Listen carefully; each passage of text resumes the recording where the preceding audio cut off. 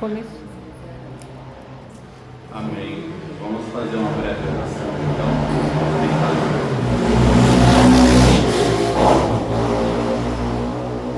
Senhor Deus Todo-Poderoso, maravilhoso e santo, fiel e verdadeiro, Pai, estamos na Tua presença, Senhor meu Deus, para lhe cultuar, lhe adorar, meu Pai. Receba nossas vidas diante de Ti, receba o culto que logo mais será a Ti ofertado. Pai, esteja presente, Senhor meu Deus, a todo momento, em nosso meio, em nossas vidas, Pai. Senhor meu Deus, nós lhe convidamos, Senhor meu Deus, a Tua glória, a Tua presença, a direção, a inspiração do Teu Espírito Santo nesta aula, Senhor, nesta escola bíblica, que não seja eu, mas sim o Teu Espírito Santo a nos orientar, nos instruir, a falar conosco, meu Pai. Senhor, dê direção, dê sabedoria, tira todo obstáculo, toda distração, Pai, abre o nosso coração, abre o nosso entendimento, Pai, abre o entendimento de cada um de nós para receber, Senhor, a Tua palavra como semente, para compreender, meu Pai, aquilo que o Senhor quer falar conosco e ensinar, Pai, através da Tua palavra. Enquanto estivermos aqui, Pai, reunidos, Pai, na Tua presença, trabalha em cada vida, em cada coração, trabalha, Senhor, na nossa mente, tira toda ansiedade, toda preocupação, todo sentimento ruim, contrário à Tua vontade, Pai, alcança cada família aqui representada com esta mesma glória, com este mesmo poder, Pai. Senhor, abençoa, livra de todo mal. Nós lhe pedimos e lhe agradecemos por cada bênção, cada provisão, cada livramento, por tudo, Pai,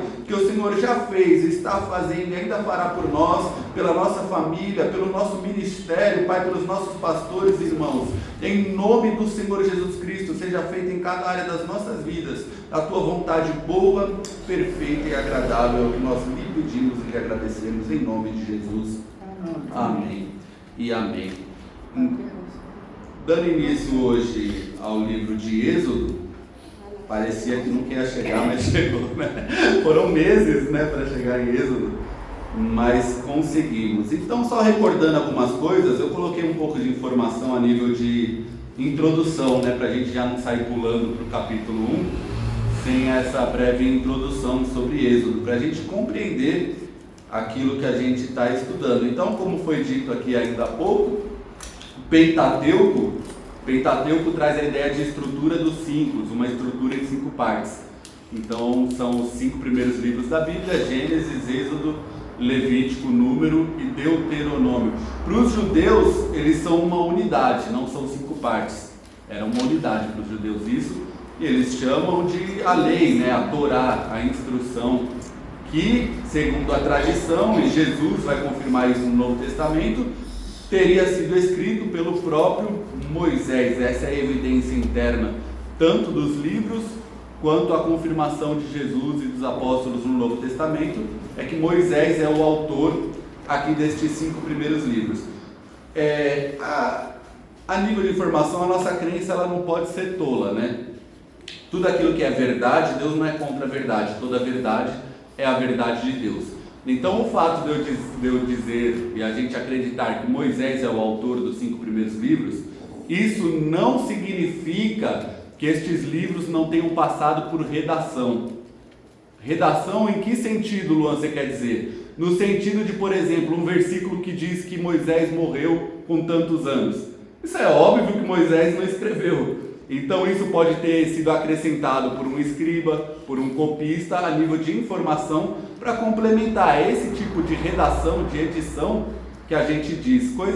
Detalhes, por exemplo, quando se refere a um território que na época de Abraão não se chamava por aquele nome. O que é isso? Algum copista, para fazer sentido, colocou ali, na terra de Sinar, em tal terra. Isso é esses detalhes pequeníssimos, que não mudam o ensino central da Bíblia, que a gente diz que foi acrescentado a nível de copista, a nível de edição e de redação. Por quê? Se a gente parar para pensar, por exemplo, eu estou com uma Almeida aqui, que é a nova Almeida atualizada. A Bíblia da pastora, se eu não me engano, ela é essa também.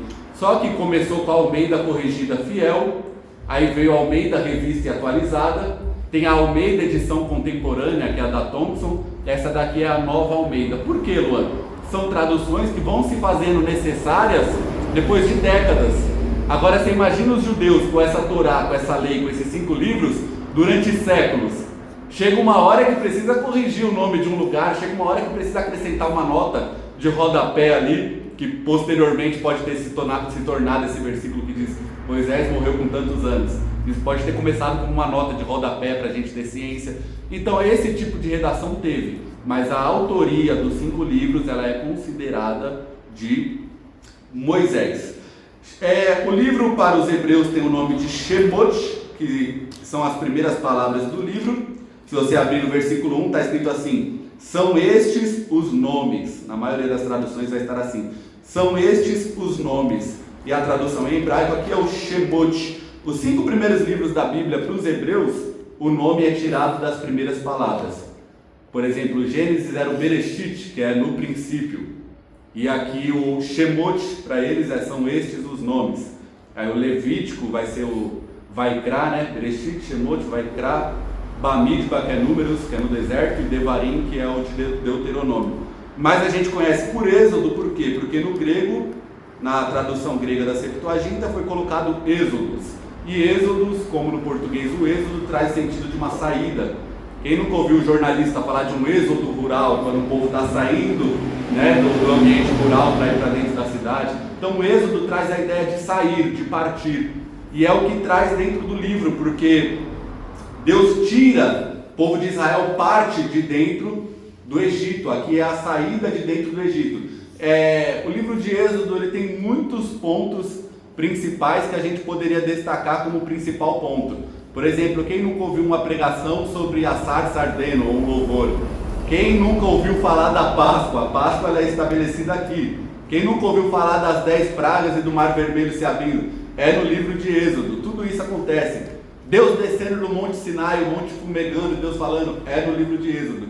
Só que muitos vão observar, e eu concordo com estes, que o clímax, o ponto alto do livro de Êxodo, não é nenhum destes pontos. O ponto alto do livro de Êxodo é lá no final, no último capítulo, quando o tabernáculo ele é montado e a glória de Deus desce e enche o tabernáculo. Por quê? Porque é a ideia de Deus vindo habitar entre o seu povo. Lá em Gênesis a gente estudou que Deus descia e tinha comunhão no jardim, no Éden, com Adão e Eva. Essa comunhão é perdida. E a partir daqui Deus passa a querer voltar a ter esse relacionamento, voltar a habitar entre os homens, voltar a ter essa comunhão com os homens. E esse é um dos panos de fundo da Bíblia.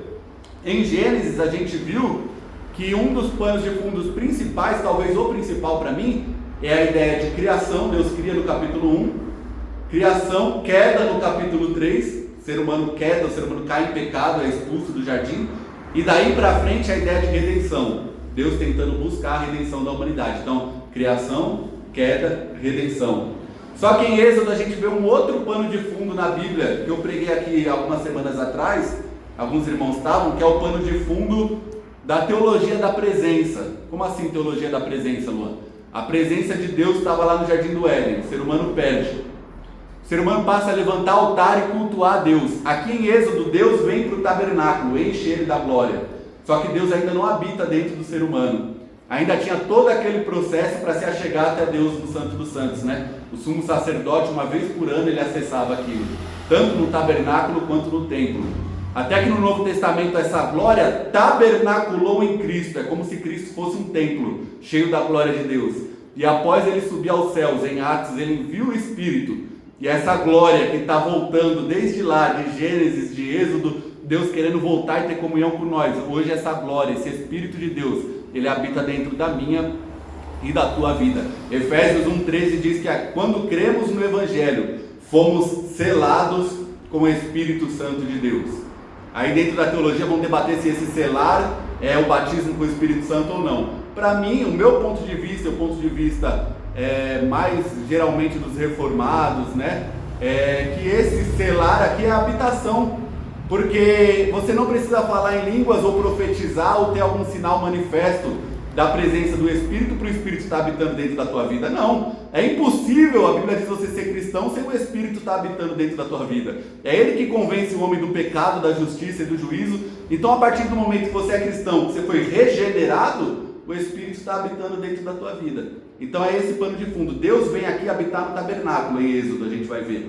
E hoje Ele habita dentro da minha e da tua vida, dentro da vida desse irmão do teu lado, para a glória do nome de Jesus. Então Moisés, ele é o profeta mais citado no Novo Testamento. Ele é citado cerca de 80 vezes no Novo Testamento. Moisés se torna símbolo da lei para o povo de Israel, né? Quando Jesus é transfigurado no monte, em Mateus 17, se não me falha a memória, quem que aparece conversando com ele? Moisés e Elias.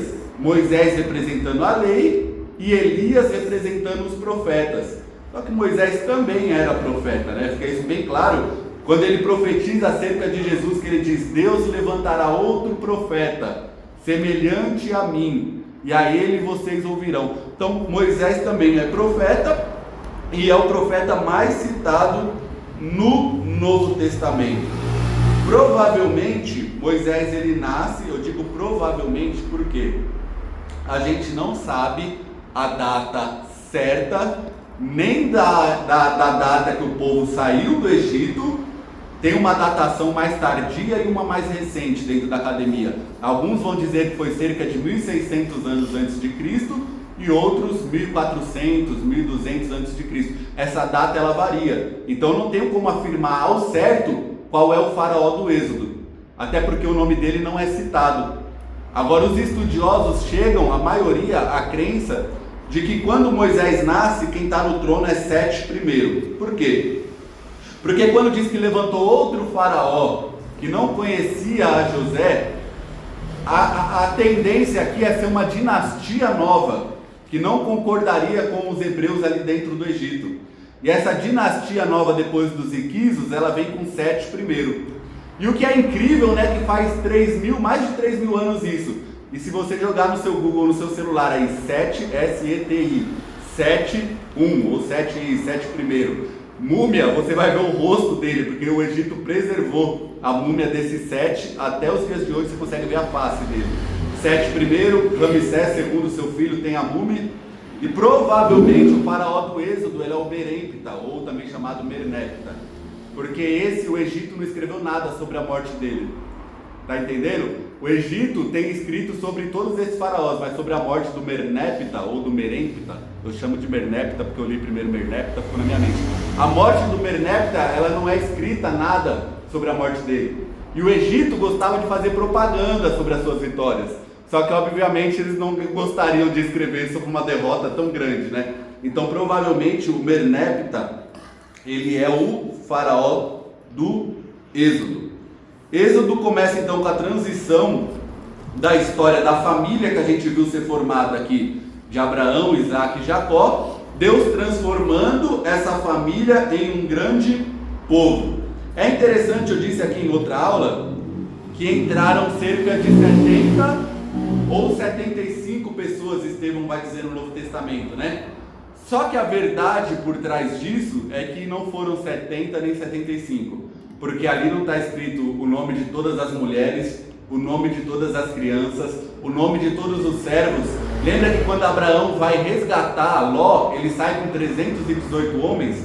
Então provavelmente eles entraram no Egito com centenas de servos. Não foram 70 ou 75. Comentários mais eruditos, eles vão dizer que provavelmente foram centenas de pessoas. Mas ainda não é um povo, ainda não é uma nação.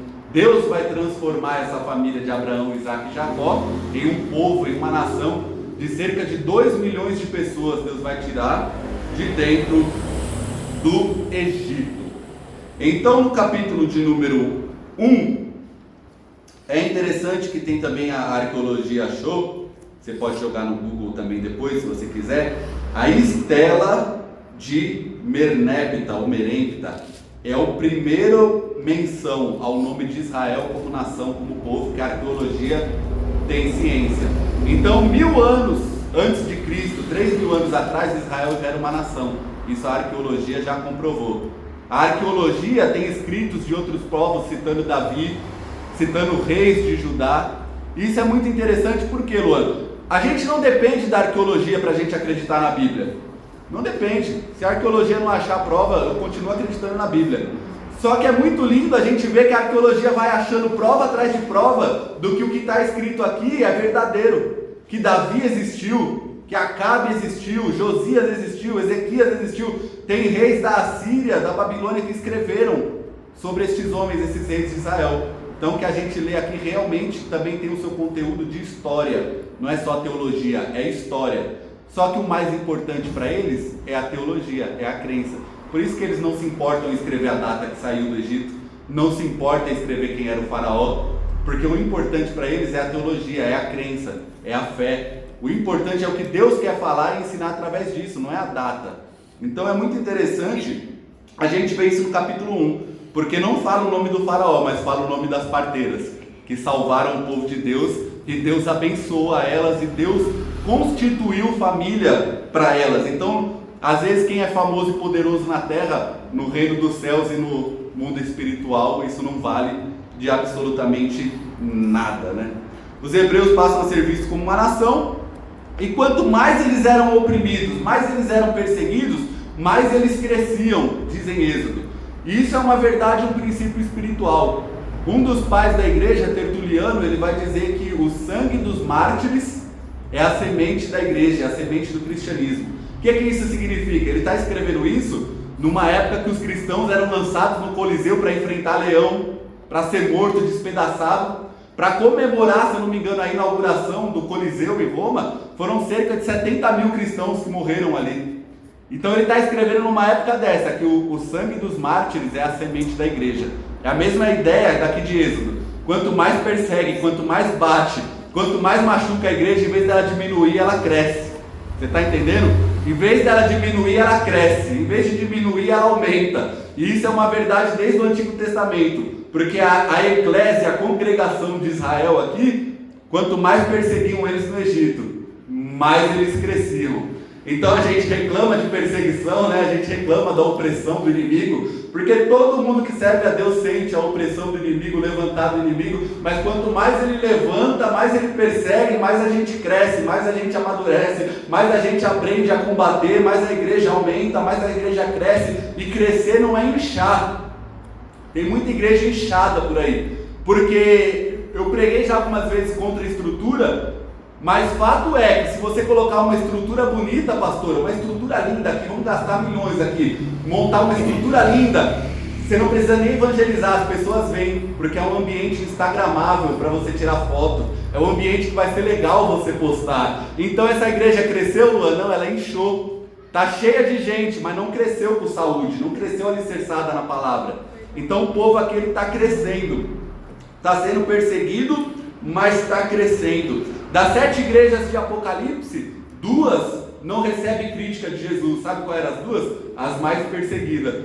Então a gente reclama da perseguição, mas às vezes é a perseguição que purifica a minha e a tua vida. É a perseguição que limpa, é a perseguição que transforma. É a luta que eu e você enfrenta que leva eu e você a orar, a buscar a Deus, a estar aqui nessa tarde adorando ao Senhor.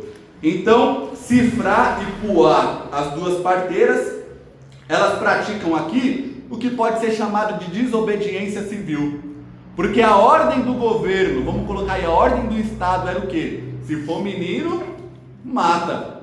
Só que em Atos 5:27, é isso? 5:29, Atos 5:29, diz que mais importa obedecer a Deus do que aos homens. Então, quando a lei do Estado, a lei do governo se choca com a palavra de Deus, aí eu estou autorizado a desobedecer o Estado para obedecer a palavra de Deus, porque os apóstolos ali foram proibidos de falar em nome de Jesus, mas eles disseram: nós não podemos deixar de falar daquilo que temos visto e ouvido. Lembra de Daniel na Babilônia? Está proibido de orar, ele continua abrindo a sua janela e orando para todo mundo ver, porque quando a lei do governo do Estado se choca com a palavra de Deus, a igreja ela é convocada a obedecer não ao Estado, mas a palavra de Deus. Misael, Ananias e Azarias, todo mundo deve se prostrar e adorar a imagem do rei da Babilônia. Eles não se prostram. Quiser me lançar no fogo, lança. Se Deus quiser me livrar, Ele livra. Se não quiser, também está tudo certo, mas eu vou obedecer ao meu Deus. Então perceba que a Bíblia mostra isso diversas vezes. Se a lei do Estado se confrontar com a palavra, a gente deve obedecer a palavra de Deus. Elas não matam ali, deixa eu ver aqui, 56. Elas não matam ali os meninos, e elas vão dizer que quando elas chegam, as mulheres hebreias ali são tão saudáveis, tão fortes e vigorosas que elas já deram à luz. Ah, Luan, mas elas estão mentindo. A Bíblia não diz que é mentira, pode ser verdade, mas se for uma mentira, fica, dá a entender de que é uma mentira. Aí a gente entra num problema, num dilema ético e moral. Porque quando eu tenho que escolher entre um mal maior e um mal menor, e essas são as duas únicas opções, eu tenho que escolher o mal menor. Lembra de Raabe para salvar os espias? O comentário de Hans-Georg Braumer, ele dá um exemplo muito bom. Ele vai dizer que na época do nazismo, muitos cristãos esconderam judeus dentro de casa para não morrer, dentro do sótão. E aí o governo chegava e falava: tem algum judeu escondido aí? Denunciaram, tem isso aqui. Eles falavam: não, aqui não tem. Eles estão mentindo, Luan? Estão. Mas se eles falam a verdade, ia ser uma veracidade mortal, ia ser muito pior. Ia ser uma verdade que ia levar uma família inteira de judeu a ser assassinada, a sangue frio, ou coisa pior, as coisas terríveis que a gente viu na época, que são catalogadas, e a gente viu não porque eu tenho 33 anos, mas que a gente vê na história, as coisas terríveis que foram causadas. Então tem momentos que a gente tem que escolher entre um mal maior e um menor. Se for para salvar uma vida, uma família, essas parteiras fizeram o que é correto. Então não há como definir gramaticalmente se elas são egípcias ou hebreias. A Bíblia diz que elas são parteiras hebreias, mas alguns vão dizer que os nomes são egípcios. Eu não vejo problema do nome ser egípcio, porque quando o povo de Israel está dentro do cativeiro na Babilônia, eles também recebem nomes egípcios. Quando José está na corte do faraó, ele recebe o nome de Zafenat-Paneia, egípcio. Então, o nome pode ser egípcio e ela ser hebreia, isso não tem problema. Então, no capítulo 1, isso acontece, o povo é perseguido e cresce, e elas evitam ali matar. Agora, se o que elas fazem é correto de evitar as crianças ser mortas após nascer, como que a gente hoje vê alguns até que se dizem cristãos defendendo o aborto, que é a criança ser morta ainda antes dela sair do ventre da sua mãe, Luan, a Bíblia fala algo sobre isso? Para mim fala. Salmo 139, a gente leu aqui na última aula, eu vou ler apenas alguns versículos. Salmo 139, versículos 13 ao 16. Olha o que Davi vai dizer: Tu formaste o meu interior, tu me teceste no ventre da minha mãe. Tem gente achando que só é uma pessoa depois que saiu do ventre, Acontece alguma mágica que depois do ventre é uma pessoa, mas antes de sair do ventre não é, Tu me formaste o meu interior, tu me teceste no ventre da minha mãe. Graças te dou, visto que de modo assombrosamente maravilhoso me formaste. As tuas obras são admiráveis e a minha alma sabe muito bem. Versículo 15 e 16 do Salmo 139, versos, Os meus ossos não te foram encobertos, quando no oculto fui formado e entretecido, como nas profundezas da terra. Os teus olhos viram a minha substância ainda informe, ainda sem forma, e no teu livro foram escritos todos os meus dias, cada um deles escrito e determinado, quando nenhum deles ainda existia. Nenhum dia dessa criança ainda informe, no ventre tinha existido, mas Deus já tinha um plano e um propósito para a vida de Davi, ainda no ventre ele está dizendo. Então é interessante, vamos no capítulo 2, que a gente tem cerca de meia hora, e tem bastante coisa aqui no capítulo de número 2. No capítulo 2, vai ter o nascimento de Moisés, vai ter o nascimento daquele que escreveu estes 5 primeiros livros por inspiração de Deus. Outra coisa sobre redação da Torá e da lei, que eu esqueci de dizer, é que o fato de Moisés ter recebido inspiração e revelação de Deus para escrever, também não significa que ele não possa ter se utilizado de nenhum documento escrito. Percebe isso? Por quê? O Gênesis que a gente escreveu, ele é dividido no original entre 10 partes, se eu não me engano, que começam assim: Toledot, essas são as gerações de Adão, essas são as gerações de Terá, que é a de Abraão, essas são as gerações de Esaú, Isaac, essas são as gerações de Jacó. Ele pode sim ter se utilizado de documentos escritos e organizado isso por inspiração de Deus. Aqui esse Moisés, ele vai nascer no capítulo 2. Deus podia usar um homem já criado, um homem já formado, um adulto, Mas Deus, quando Ele quer agir, às vezes Ele escolhe uma criança, um recém-nascido. Quem tem pressa é nós, né? Lembra que Deus levanta, quando Ele quer transformar o povo na época de Samuel, Ele escolhe o Samuel, um recém-nascido, uma criança. Ele faz um chamado através de uma criança. Lembra que Ele usa João Batista, ainda no ventre, João Batista é cheio do Espírito Santo. Jesus, desde o ventre de Maria, Ele é formado pelo Pai, Ele é formado pelo Espírito no ventre de Maria. Então Deus, muitas vezes, quando Ele quer fazer uma reforma, uma obra, um avivamento, Ele escolhe uma criança, um recém-nascido. No capítulo 6, versículo 20, o nome dos pais deles aparecem, é Anrão e Joquebede, né? Alguns vão lembrar da música, o Joquebede, misericórdia. O irmão Maurílio perguntou se você sabe quem seria, se tem o nome dos pais de Moisés. Eu estou falando disso. Peraí. Levi casou, Moisés casou com a filha de Levi, uma filha. Moisés casou com a filha de Levi. Quem é essa filha? Não, no capítulo 1 está falando. Não, mas aí não é, aqui são os pais de... São os pais de Moisés. É o capítulo 2, né? Capítulo 2, versículo 1. Um homem da casa de Levi casou com uma mulher da mesma tribo. A mulher ficou grávida e deu à luz um filho. No capítulo 6, versículo 20, vai dar o nome dos pais de Moisés. Aí está falando dos pais de Moisés. No capítulo 6, versículo 20, vai dizer que ele se chamava Anrão, o homem, e a mulher Joquebede.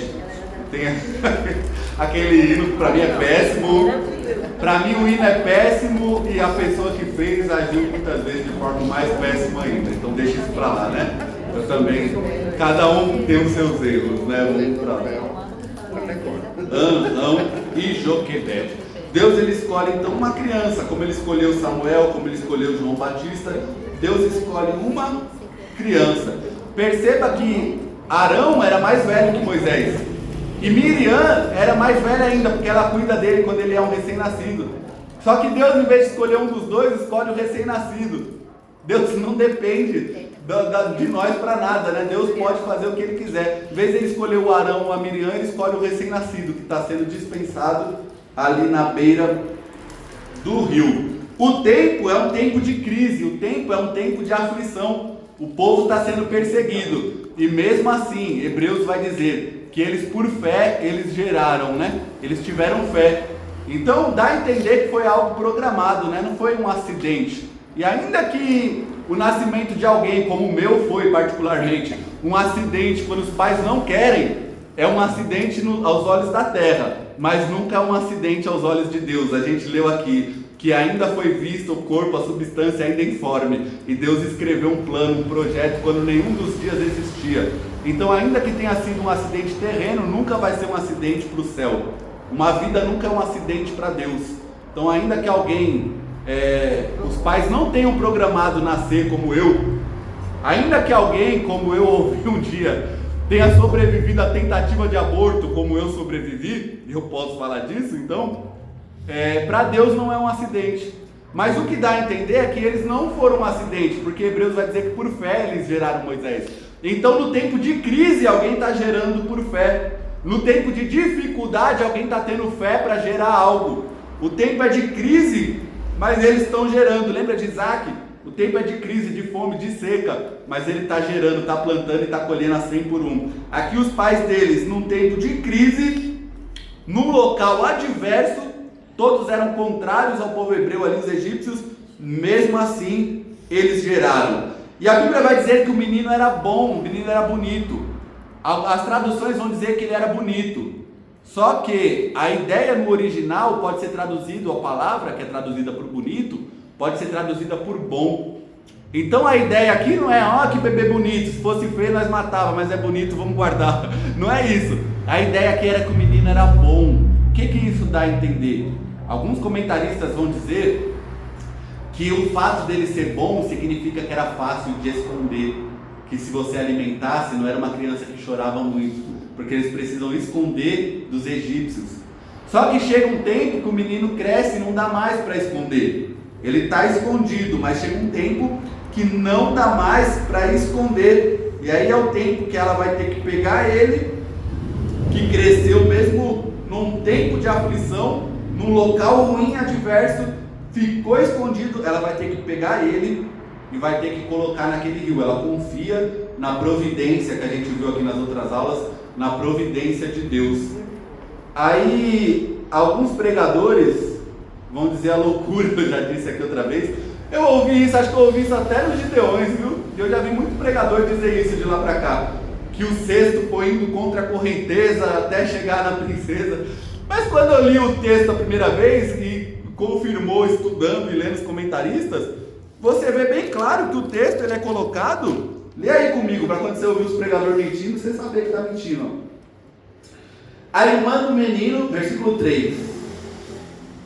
Não podendo, porém, escondê-lo mais, capítulo 2, versículo 3. Pegou um cesto de junco, tapou os buracos. Projeto de Deus tem que tapar as brechas, tem que tapar os buracos. Tapou os buracos, betumou com piche, pôs o menino, largou o cesto. Largou como? Na correnteza? Não, no meio dos juncos, à beira do rio, à margem do rio. Então os juncos ali é alto, coloca ali e fica parado. Não é a mãe desnaturada mandou, joga no mar, seja o que Deus quiser. Não, coloca ali. E a irmã dele, Miriam, fica vigiando. O projeto de Deus tem que vigiar, o projeto de Deus tem que estar com a brecha. Ela fica vigiando, ela confia na provisão de Deus, mas ela está vigiando para ver o que vai acontecer. Então ela está olhando ali. E o milagre é qual? O milagre não é o cesto sair contra a correnteza. Não sei qual foi o pregador que pregou isso, e os outros pregadores veio reproduzindo, porque é que nem comida enlatada, dá trabalho estudar para pregar, então pega a palavra pronta, pega no YouTube e reproduz e prega. E aí sai reproduzindo o erro de um, os outros saem reproduzindo. Daqui a pouco está todo mundo pregando a mesma coisa com o erro que o primeiro pregou. Então não é que o cesto subiu, o cesto está lá parado.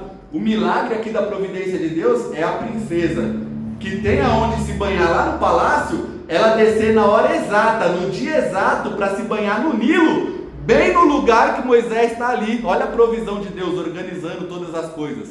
Deus ele é como um tecelão que vai construindo a história. Tem coisa que não faz sentido nenhum, mas lá na frente vai se juntar e você vai entender. Tem coisa que você passa que não faz sentido para você, não faz lógica.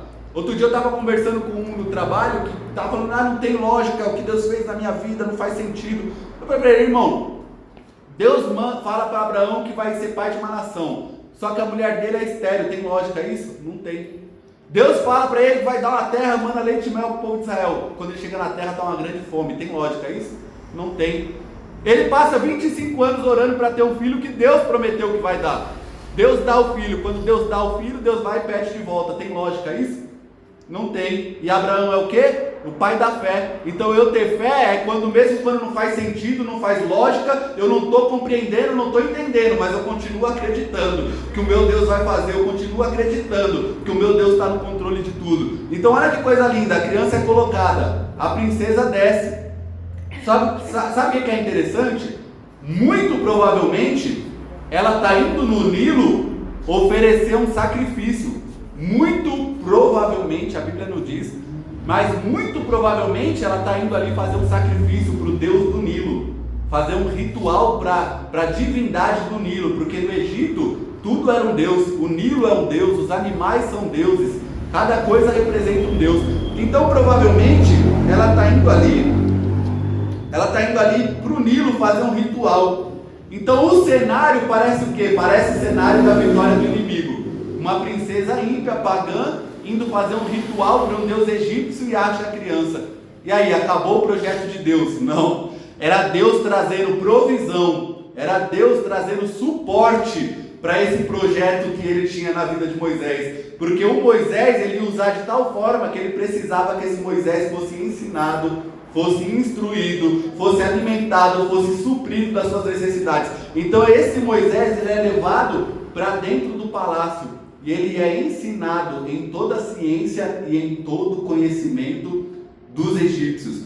Eu não citei para correr, mas 2 versículos, Êxodo 17, 14, eu vou ler rapidinho. Êxodo 17, 14.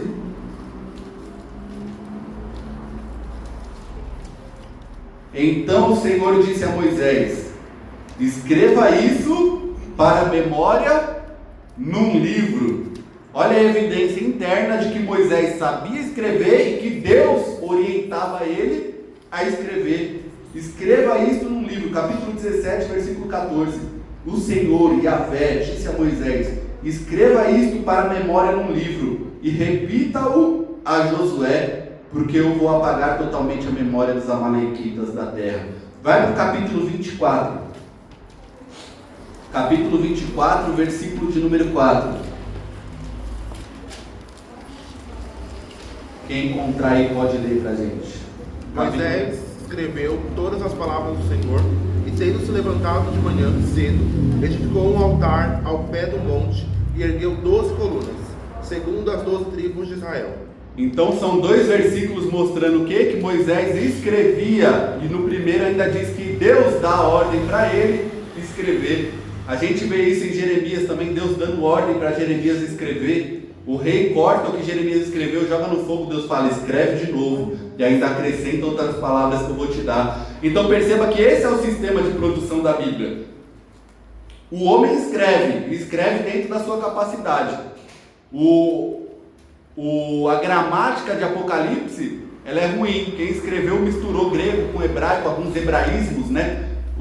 Palavras e conceitos hebraicos escritos em grego. Já o de Hebreus, da epístola aos Hebreus, que ninguém sabe quem escreveu, é o grego mais excelente do Novo Testamento. Ninguém sabe quem escreveu. Alguns vão dizer que foi Paulo, outros que foi apóstolo, outros que foi Lucas, ninguém sabe. Era do mesmo ciclo de Paulo, mas ninguém sabe quem escreveu. E é o grego mais excelente do Novo Testamento.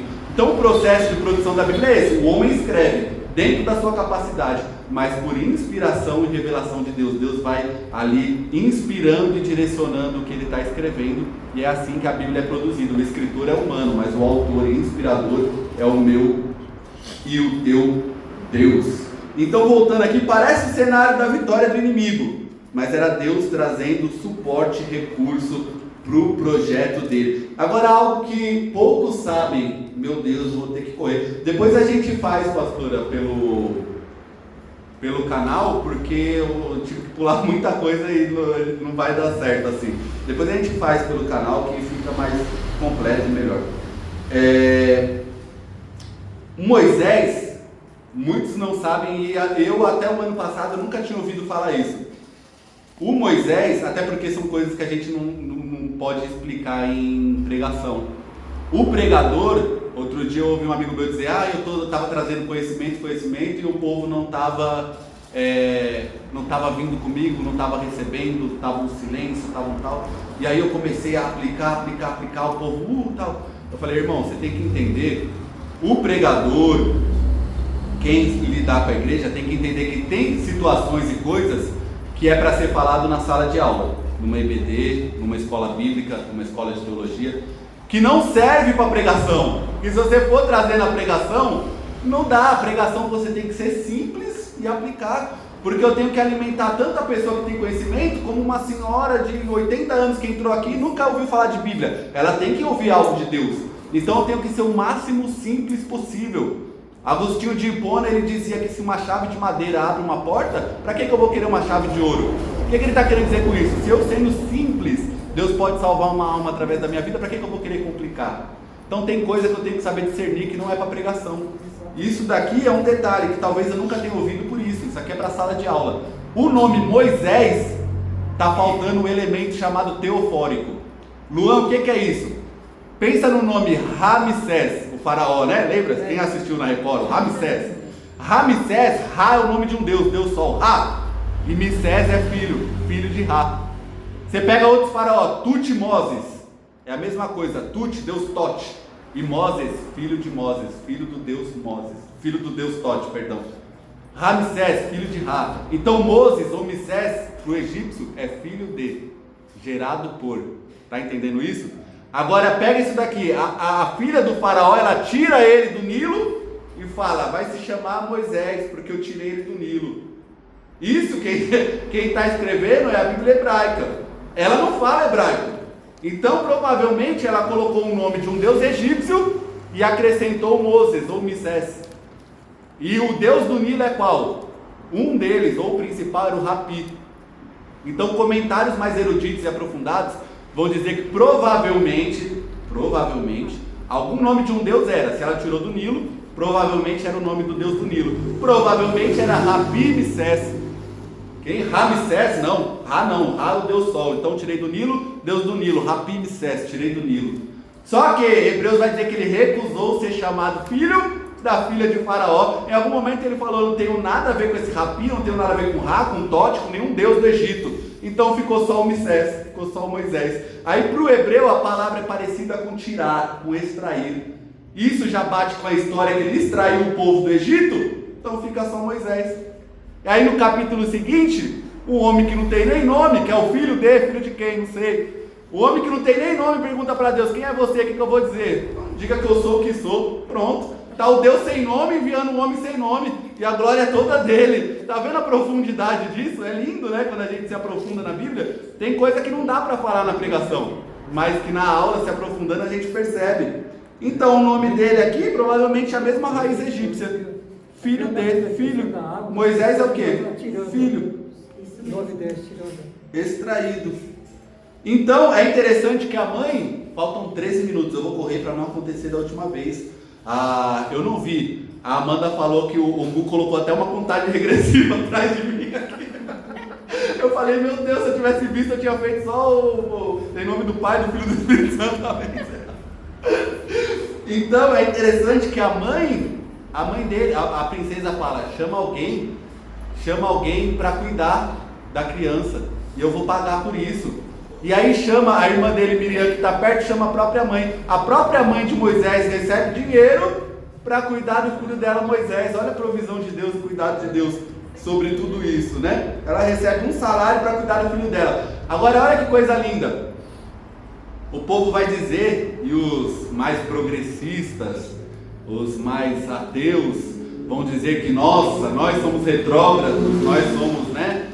Somos um povo ultrapassado que crê num livro patriarcal, machista. Tudo bem, há muitas situações por cultura e por tradição onde realmente era um povo patriarcal e você vê realmente expressões de um determinado machismo, né, patriarcal dentro da Bíblia. Só que quando a gente olha realmente para a Bíblia, a gente percebe, olha isso aqui que a gente está estudando e não está percebendo. Deus usou primeiro as parteiras, é homem ou é mulher? É mulher. Deus usou a mãe dele, em vez de entregar, escondeu, protegeu, guardou, é homem ou é mulher? É a mulher. Deus usou a irmã dele para vigiar, foi Arão ou foi Miriam? Foi Miriam.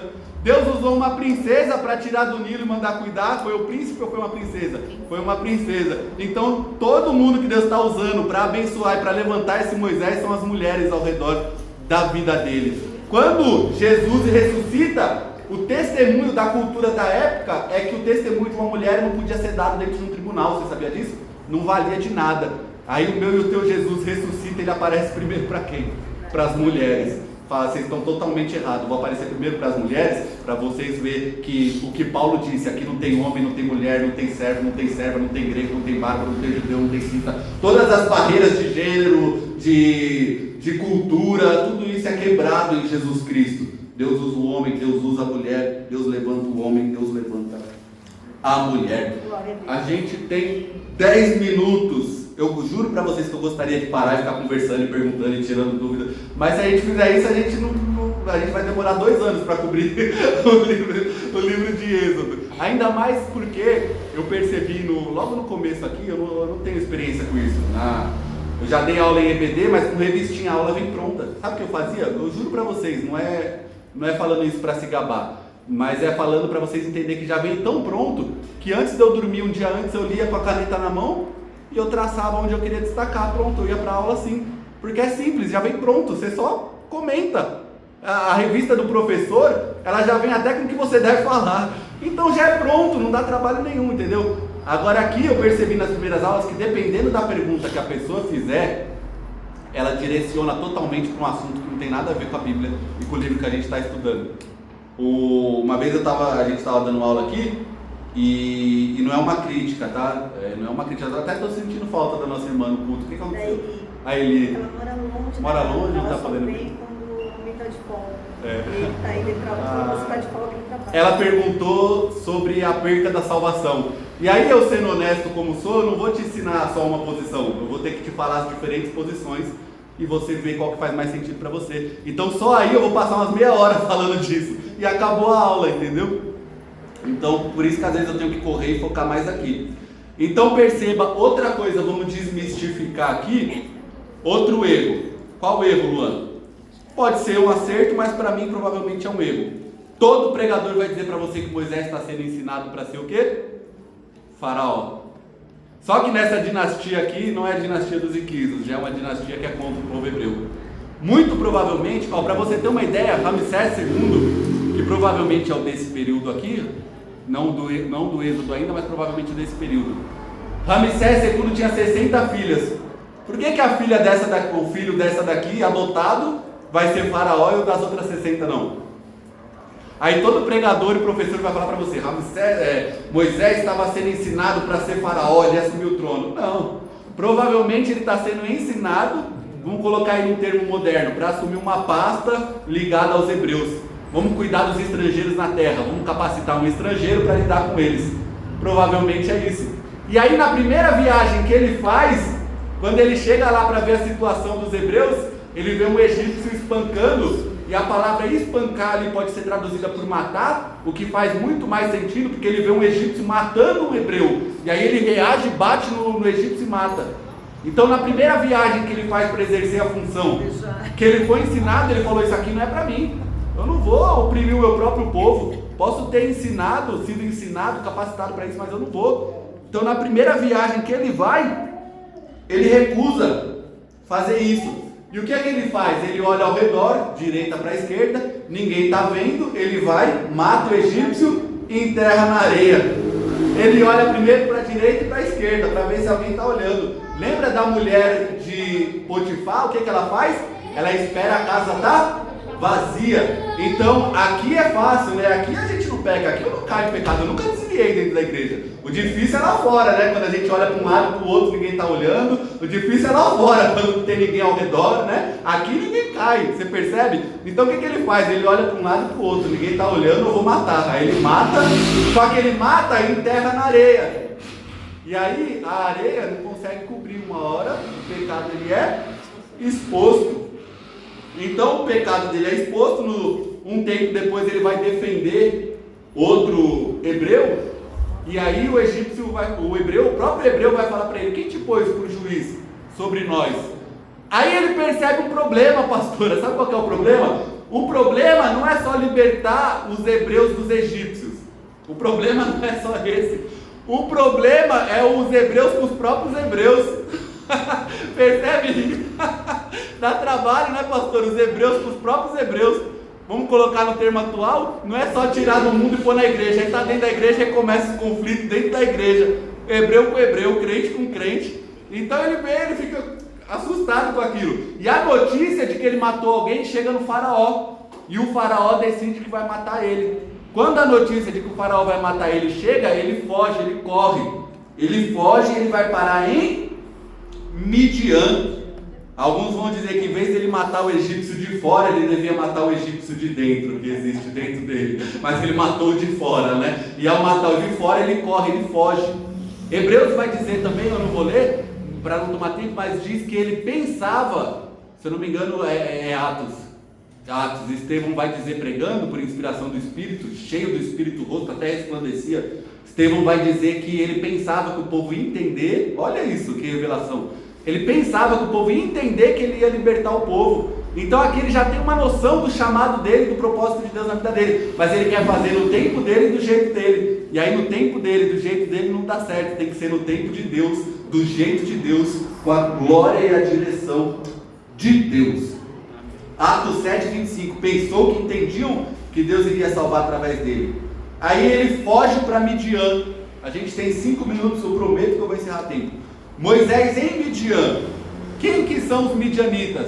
Lembra que a gente viu Abraão com Quetura? Pode levantar, depois a gente regrava essa aula.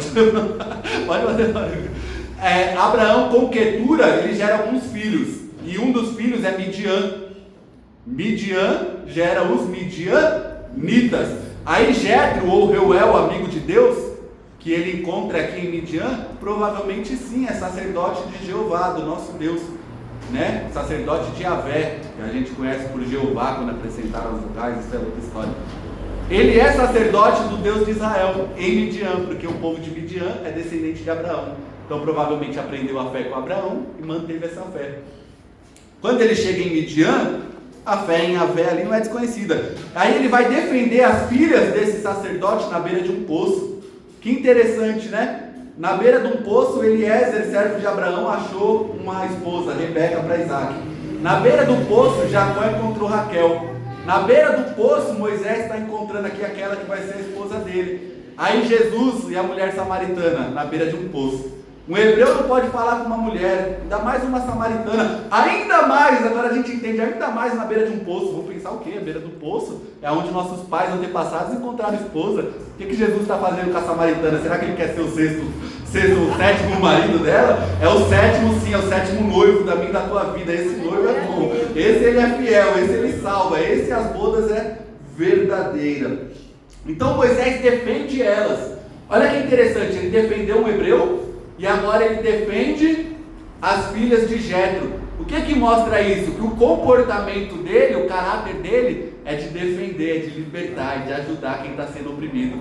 Deus vê isso, Deus sabe disso, Deus colocou isso no coração dele. Ele mostra gostar de defender os oprimidos. Coisa linda no texto é que Reuel, o sogro dele, que vai dar Zípora por esposa a ele, Reuel significa amigo de Deus.